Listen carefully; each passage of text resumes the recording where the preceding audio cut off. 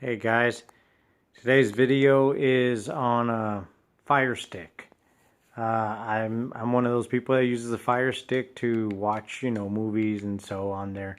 And apparently this Showbox app, I don't know if you guys have these apps on your Fire Stick, but a lot of people have been having an error message saying no internet connection. Now, I've been doing some research and I found out that they actually shut down the app. So if you, for instance, go into Showbox and you're trying to watch a movie and it says connection error, it has nothing to do with your internet. It's just the app is down right now. Hopefully they'll come out with something to replace it.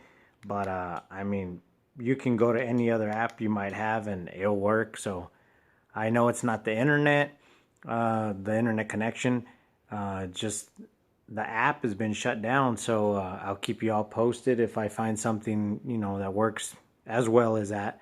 And go ahead and check back with me. If you like the video, hit the like button, and thanks again for watching.